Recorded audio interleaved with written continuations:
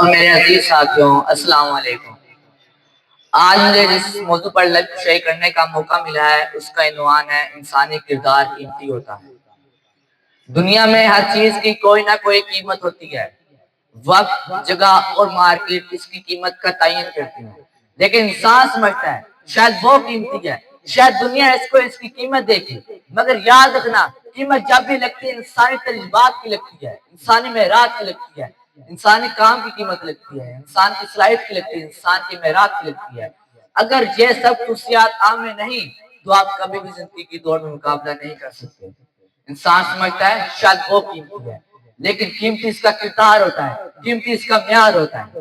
جناب صدر، کوئی بھی شخص منہ میں سونے کا چمچ لے کر پیدا نہیں ہوتا، اور نہ ہی کامیاب ہونے کے لیے کسی طاقت کی ضرورت ہوتی ہے، بلکہ ایک کامیاب انسان بننے کے لیے کامیاب لوگوں کی سوچ اور عادات کو اپنانا ہوتا ہے، کیونکہ کامیاب وہی انسان ہوتا ہے جو اپنے آپ کو بدلتا ہے۔ جناب صدر، کردار انسان کا حسن وہ حسن جس کو زوال نہیں۔ اگر کوئی انسان اس ساری دنیا سے رخصت ہو جائے تو اس کو انسان ہمیشہ یاد رکھتے ہیں۔ انسانی دولت اور عہدہ وقتی ہوتے ہیں، لیکن انسانیت، اخلاق اور کردار ہمیشہ اعلیٰ درجے پر قائم رہتے ہیں۔ انسان کو اپنے خیالات کی حفاظت کرنی چاہیے، کیونکہ خیالات کے الفاظ بنتے ہیں اور الفاظ مال بن جاتے ہیں اور اعمال کردار کی شکل اختیار کر دیتے ہیں۔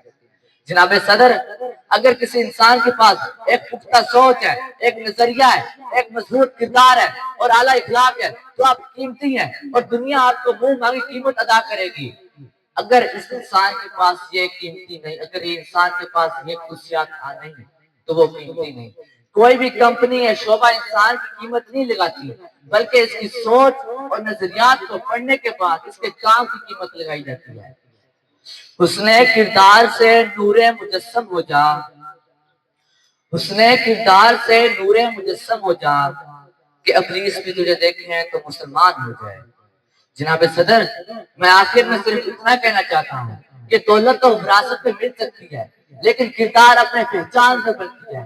کردار کا دروازہ اتنا چھوٹا اور تنگ ہوتا ہے کہ اس کو پار کرنے کے لیے سر کو جھکانا پڑتا ہے۔ بس